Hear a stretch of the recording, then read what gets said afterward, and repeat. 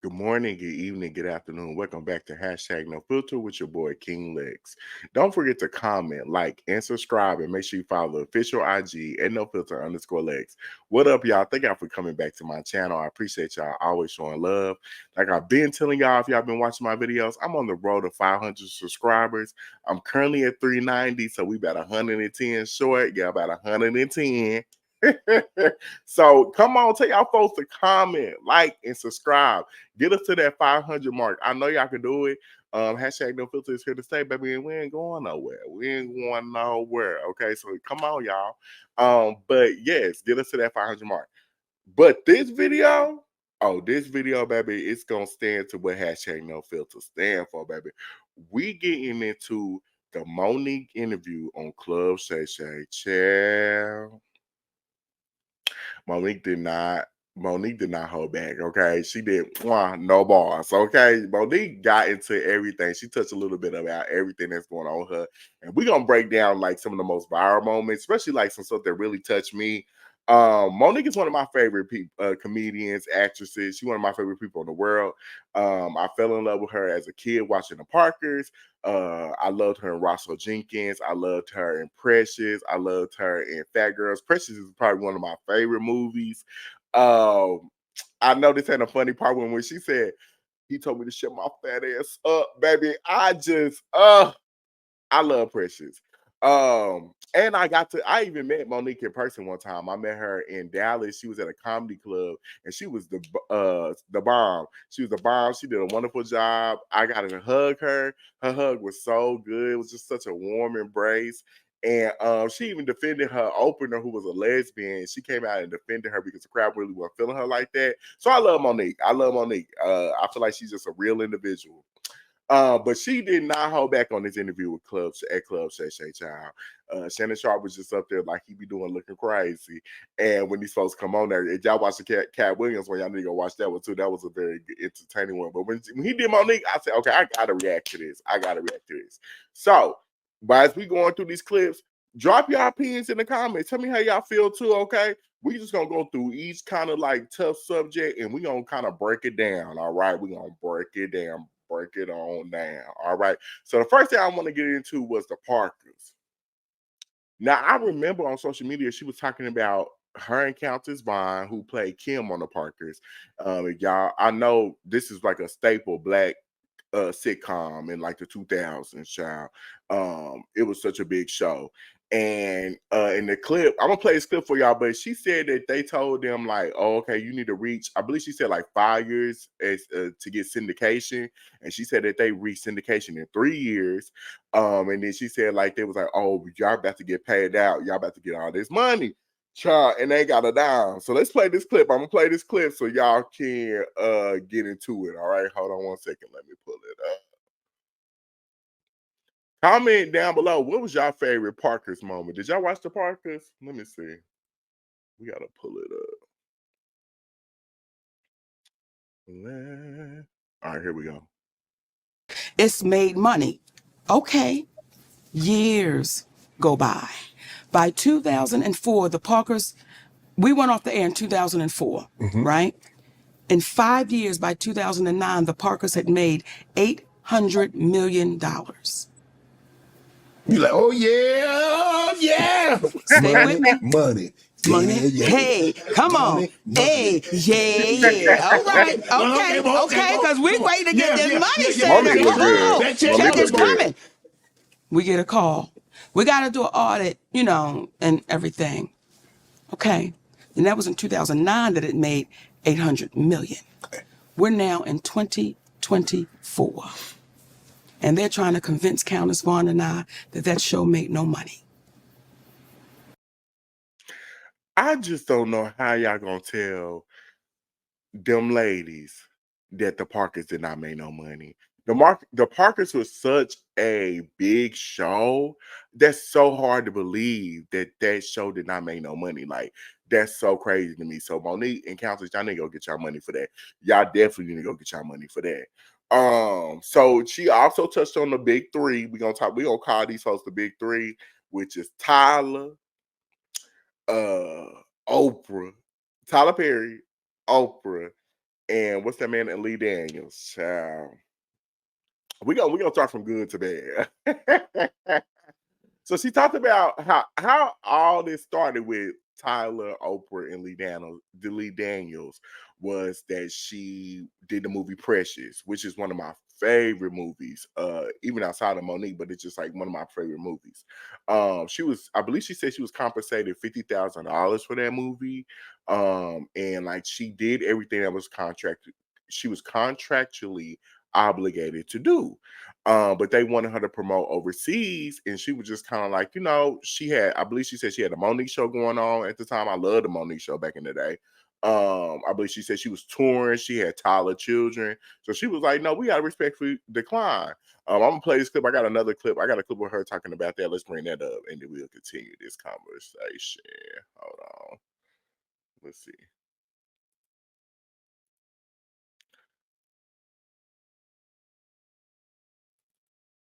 After I'm done with my promotions, Lionsgate reaches out to my husband. Mm-hmm.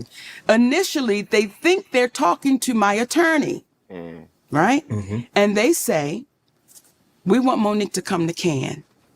She promoted so well in the United States, we want her to go international and promote the movie and do Cannes. Okay.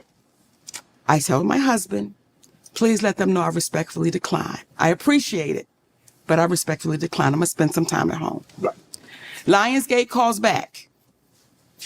We really would like for Monique to come to Cannes, promote this movie.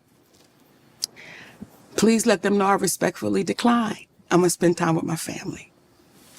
Lionsgate calls back and says, what is it going to take for us to get Monique to come to Cannes? We'll give her another week in France. We'll upgrade her room. They kept trying. My husband said, is there a dollar amount attached to what you're asking for? Oh, we will never pay anyone to promote a film. Never. He said, we understand. And we're never going to work for free. You're asking her to do something that she's not obligated to do. Correct. Well, what is this the attorney? He said, actually, I'm her manager and her husband. Now we can put it on the husband's being difficult. Right. Right? Okay. So I don't owe anybody anything. That's why I was never sued. So she said, okay, she made a couple points and I want to bring up. Okay, so she said she fulfilled her duties that she was contractually obligated to do. And then, they just kept pushing her, kept trying to come and get her to go promote the movie. And it's just like, it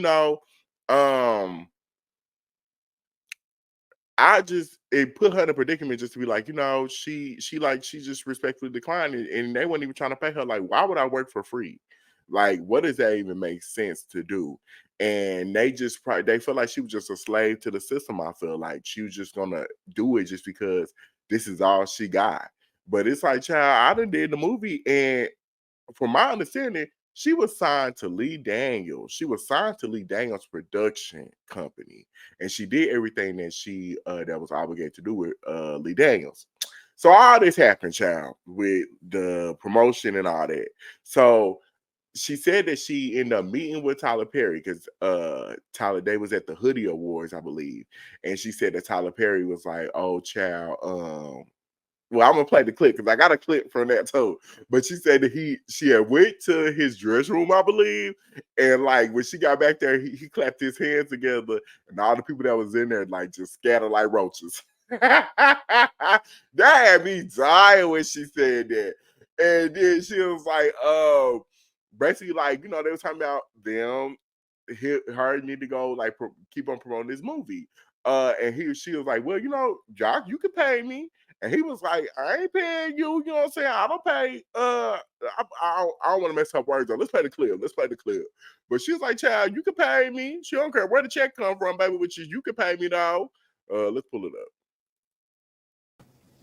It's so easy to discount and devalue because of what we look like. Right. However, when it comes to Tyler Perry, I will not allow you to discount or devalue because that is your voice on that audio. And I want to hear this. Remember on Good Times when Penny's mother was whooping up on her, and she had recorded it. That's you on tape.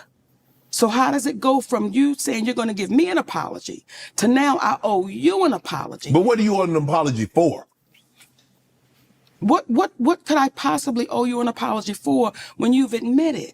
So allegedly, Tyler Perry started the rumor with Monique being difficult to work with. And like he spread it out because with Lee Daniel, I believe she said Lee Daniel offered her the role for Cookie in Empire, but she talked about that before.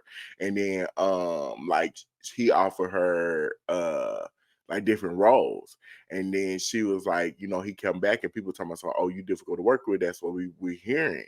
And allegedly, child, that was a rumor that Tyler Perry made up because she wouldn't go promote the movie Precious overseas. What the hell? Like, why would Tyler Perry do that? That's so crazy to me. And then if y'all wanted her to go do this so bad, my thing is, Tyler, why wouldn't you even compensate her for her time? You know what I'm saying? Because she did everything that she was contractually obligated to do. As far as the Daniels go, I know she said that he's the only one that came and apologized to her, which was an apology that was initiated by my girl T.S. Madison. I love Mr. T.S. Madison. And she gave T.S. Madison some love. I want to play that clip too. Hold on one second. Let's play that clip.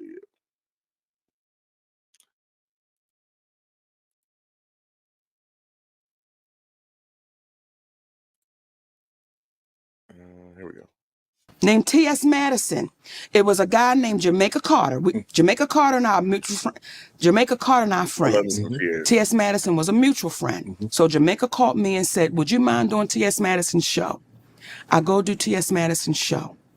When I tell T.S. Madison, when the camera cuts, I said, listen, your friend is wrong. She said, Monique Lee Daniels is my friend. I said, then you need to call your friend and tell him to fix this shit. She said, I will. Within a couple of days, who did I get a call from? Lee Daniels. See, that's a friend. That's a true friend that's saying, I love you so much that I want to make sure that's not on your heart or your conscience. Let's fix it. Let's make it right. So when people ask Lee now, when we did the deliverance together, how was it to work with Monique? It was as if we had never parted ways because he fixed it. He owned it and he took accountability for it. I can't now keep you to the cross because you've owned it. Right. I've had to be forgiven. Right. So I appreciate that someone had grace and mercy with me. So I'm going to have that with other people when they take accountability for what they've done. Yeah, so, you know, she said Lee Daniels was the only person that took accountability for the whole situation. We're gonna hold off on Oprah. I don't want to get into her yet. But she said, I want to kind of go back and talk about the audio that she said for Tyler Perry, because she said she recorded Tyler Perry like started saying that he started that rumor and apologizing. And she said multiple people heard it. I believe she said Stephanie Mills heard it allegedly. Shannon Sharp said he heard it. He mentioned it on the interview. Who else? Kevin Hart. And I believe it was like one more person she said heard it, but I can't remember right now. But the whole Kevin Hart thing was crazy too. I know she brought up I don't think I have a clip for that one, but she talked about Kevin Hart and how she went on his show and how he said these amazing things about her, and then he said he was gonna reach out to Tyler Perry and they was gonna talk about it. And she said, and then he got back with her and said Tyler Perry said, child, I'm not trying to talk to her. I ain't dealing with her no more. But Kevin Hart told me, well, you know what? Tyler ain't worried about it. Let's move on from that. Me and you gonna work together. Me and you gonna work together. We're gonna do something. And then she said she told the production company that she was working with, reach out to Kevin people. Kevin said he got us, he behind us 100%. Girl, and Kevin told them folks, I don't want nothing to do with that lady.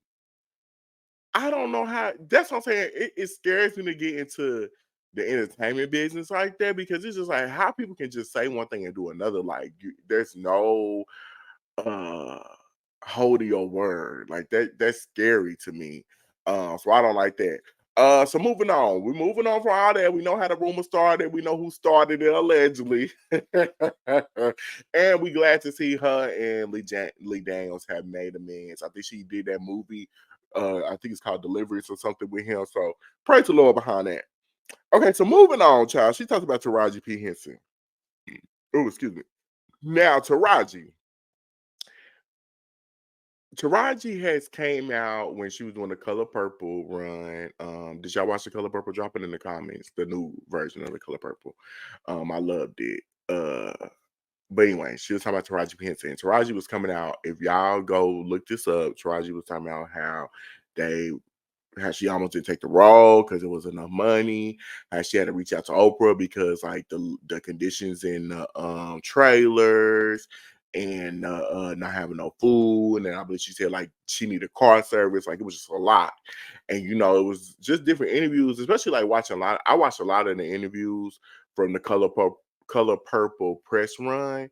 And Taraji was definitely like, I wouldn't say she was airing her grievances and just kind of like telling it how she felt and like her experience with this whole thing and like her experience in the industry. And Monique talked about it because she was like, it's two things. I got two clips.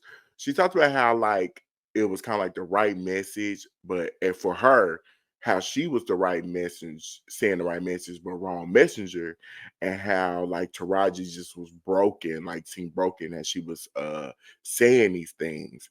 And I felt bad for Taraji, you know what I'm saying? But I remember when Taraji was speaking on this, everybody was saying Monique Benz is saying this. Like, you know what I'm saying? When Monique had her try to do her Netflix special and they were trying to pay her like 50 cents and they were trying to pay her no money. Like Monique been saying this, you know what I'm saying? And I do believe in that when they say right message, wrong messenger. Because sometimes we get so caught up in who's telling us, but not actually listen to what they're saying. Because you never know. I feel like I'm a spiritual person, but I feel like sometimes you never know who God is going to use to bring a message to you.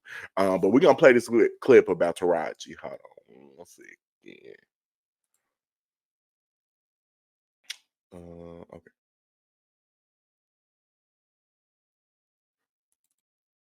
Saw Taraji broken on those platforms.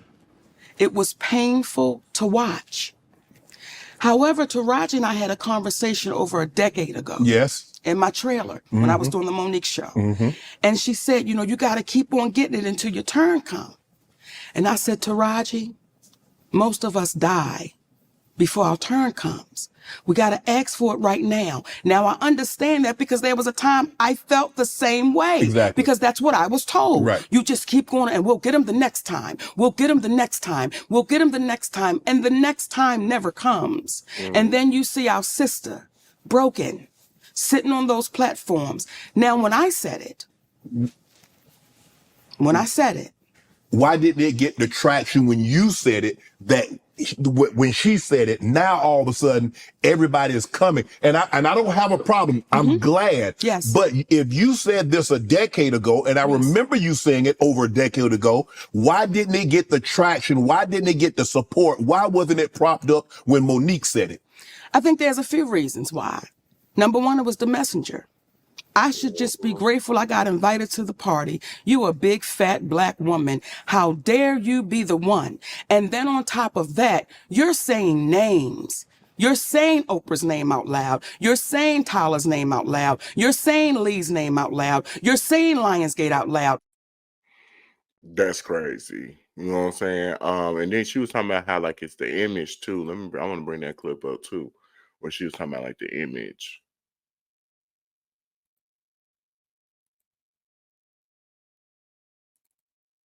The first one. This is the first one. Her name is Claudette Colvin.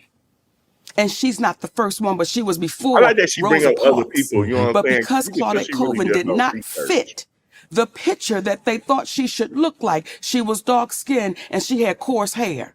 And because the organization, I believe it was the NAACP, did not think she would be accepted by the white people. They had to get somebody that they said the white people could accept. We keep repeating the same thing because what I said is no different than what anyone else is saying. Not at all. Right. It was the messenger. And it was the way that I'm not putting my head down. I'm not shedding one tear.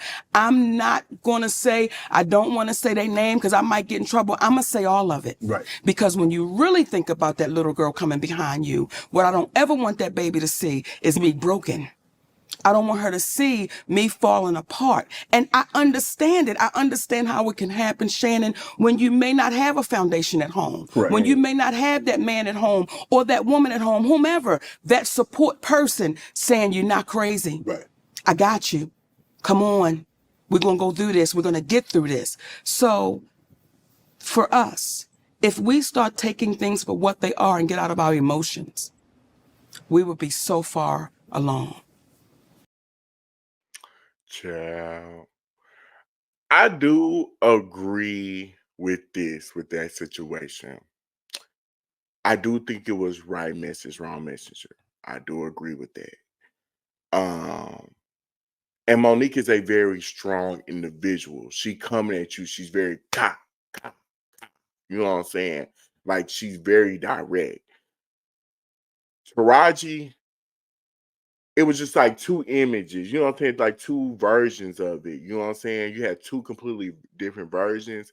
And, you know, it don't discredit neither one, but I think they both, if I'm being completely honest, I think they both can take a page at each other's book on how to still be strong and stand in your power, but also don't be so aggressive and where you at the point where people just like, you know what, we can't take it. I think it's all about the approach. So that's my feelings on Taraji. So we're gonna move on from Taraji. I love Taraji too. I love Taraji. But then she got on DL Hughley now, child. I didn't even. I remember when her and DL had like an issue about who was gonna be the headliner, and like he was like reading her at that time, like reading. I don't know if y'all know what reading mean, but he was just kind of like jonesing on her, talking shit. But he was reading her like when that whole thing happened. But on this interview, she gave a background story on what happened with DL Hughley. I'm gonna play this clip and I'm gonna get my opinion because, child, this is a mess. This is a mess. What she said. Let me play this clip.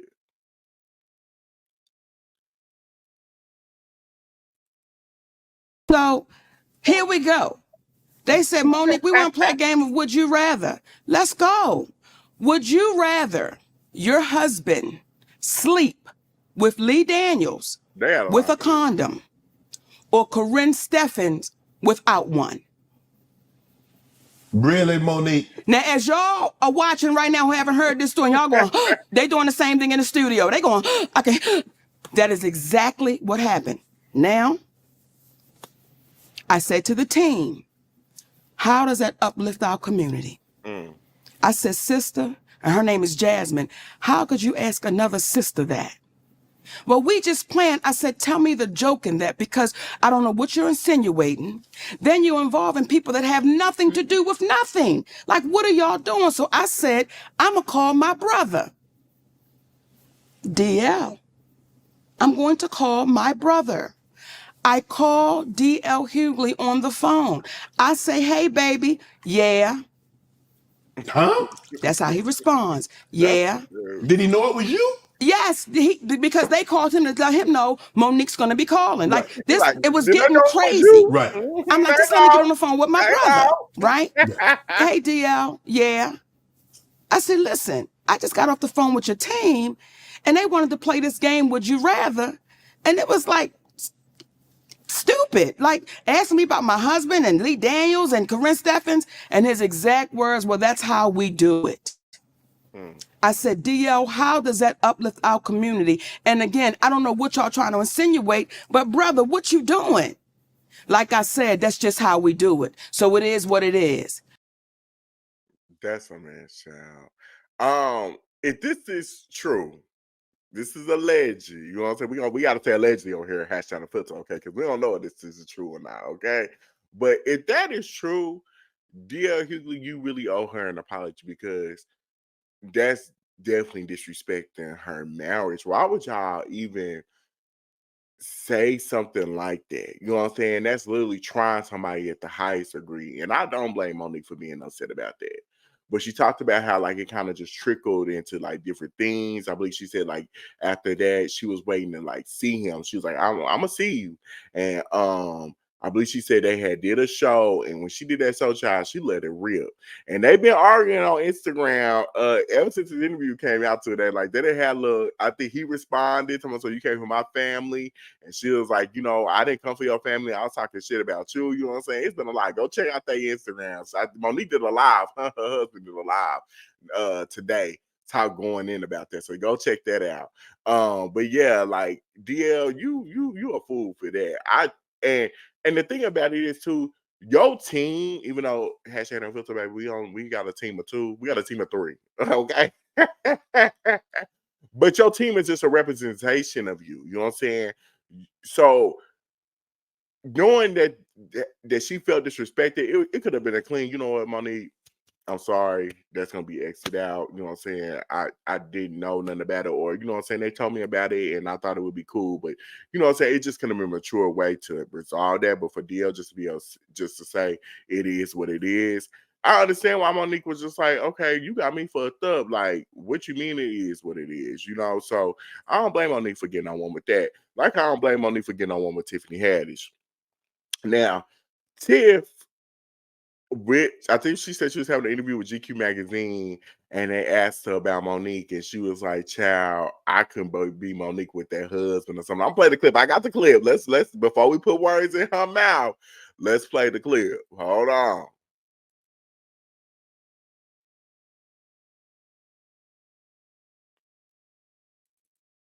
Sister Tiffany Haddish Mm-hmm. did an interview with GQ magazine, and this, in my humble opinion, is where we keep throwing each other under the bus. Mm-hmm. You're doing an interview with GQ magazine, and I'm assuming the journalist was a white person. Mm-hmm. And the conversation turned to Monique. And she said, well, I don't do business like Monique do business, and I'm glad I don't have that husband of hers. I'm glad I had that. But she husband. don't know your husband. That's And when I saw that, it's like, Tiffany, if you had a husband like mine, you may not have 2 DUIs. Baby, that. Woo. If you had a husband like mine, you may not be caught up in what looks like you could have been grooming a child. Mm-hmm. And I say all of that with no judgment. But when you speak about having a husband like mine, you open up the door. And I'm saying to you, if you had one like mine, you may not sit in these positions that you can't explain the next day. Right. Or it's a hard way to go.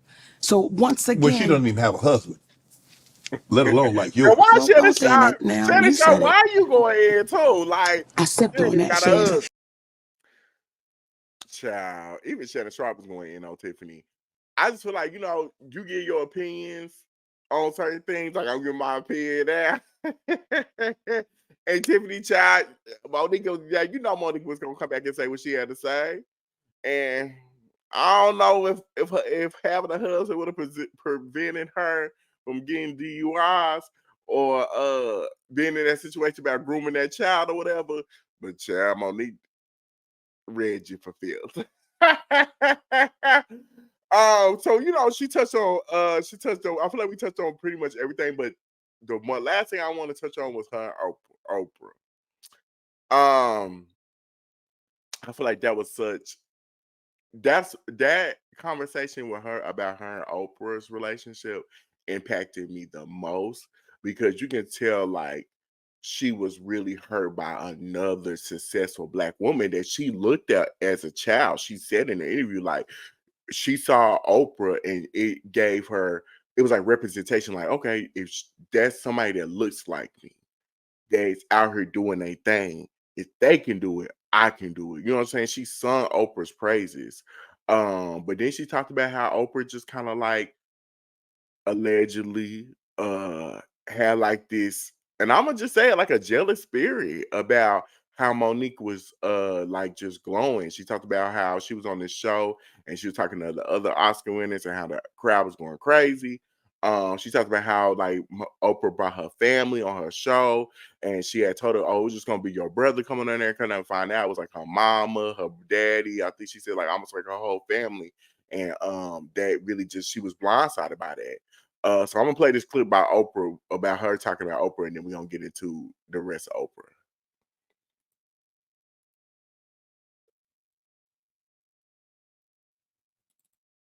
speak about Oprah Winfrey, I speak about that woman because she's spoken about me.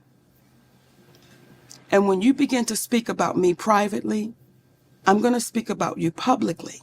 Hello? You've been unfair. You've been unjust. And you watched a black woman be thrown under the bus, and you said nothing. And here's what's interesting as well. My husband was saying to me, after I won the Oscar award, right? Mm-hmm.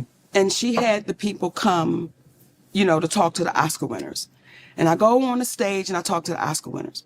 Well, when we go to a commercial, the people in the audience, and I say this humbly, as my husband was telling me, he said, Mama, they wasn't screaming Oprah. They was screaming Monique. Mm-hmm. Right? I'm sure. So No, I'm much sure they so, was. I They had got to them say, on there. y'all gonna shut that shit up now. We get ready to go back on the air. We having fun, Right. right? He said, but I watched Oprah. He said, and I watched her almost turn in her seat like they screaming her name. Mm-hmm. Now, some people would say, oh, Monique, you're reaching. Well, let me tell you what then happens. The movie The Butler, Mm-hmm. that movie was offered to me. Leedaniels came out and said, I did offer Monique the Butler. But as he said to me, he said, Mo, at the time I didn't have no power and I didn't have no money. So when Oprah said she wanted it, so who played the lead role in The Butler? Oprah Winfrey. Lee Daniels was getting ready to do a biopic on Richard Pryor, and he offered me the grandmother. Mm. Who then calls Lee Daniels and says, I want to be the grandmother. So as you're looking at me, it's the same way I'm looking at that sister. And I'm saying, why don't we sit down and have a conversation? Because the way things could look, it may not be that way, but just the way things look, Oprah. Just the way you would have my family on your show, Oprah. Child. I'm going to say this about Oprah. Because there was even talks during the Color Purple run, going back to Taraji, about her and Taraji having friction in that whole situation. And Monique even talked about that in her interview. Y'all go watch the interview. She talked about that. You know, people in power, and this is just me speaking from my own situations when I've dealt with people that may have more power than me or might be in certain positions. You really got to watch how you treat people because you never know how things are going to turn back around. And one thing about Monique, I feel like she's a woman of truth. You know what I'm saying? She definitely are talking about very powerful people in a way, and having given very like strong accusations of what things that happen with them. And she's been talking about this for years. I think Precious came out, don't quote me, maybe like 2000. 10, 11. You know what I'm saying? Don't quote me. I'm gonna put a clip. I'm gonna confirm it. And put a picture up when it did release. But from her declining to go and do additional promotion with no pay, she has a lot going on. Y'all just offering basically like an upgraded room for her to be in, and her declining, and she fulfilled all her duties that she was contractually obligated to do. So much came from that. And it's like, dang, what? Why would y'all try to tear down this woman from doing this for her standing up for what she wanted? I just feel like, y'all had to, well, she did say she was like, she felt like they were like the carrying out orders from the higher up at Lionsgate. And I just think that Oprah, she get accused of a lot of having like weird energy and just kind of like being weird towards people. But when I also seen her being very compassionate, like her and Fantasia, I watched like a clip of her and Fantasia where like they embracing her and Danielle Brooks, even her and Taraji. So it's just like even Taraji like spoke highly about her. But I just kind of want to see. I wish Oprah would just kind of speak out. Honestly, I want Oprah to address it. I want Tyler Perry to address it too. I feel like everybody, y'all should just address it and at least get your side out there. You know what? Because this is like strong things that's being spread about y'all. And I feel like the more you just sit back and don't say anything, the worse it gets. So I feel like you definitely need to come out and speak. But overall, you know what I'm saying? I feel like this Monique interview was definitely entertaining. It was a pleasure to watch.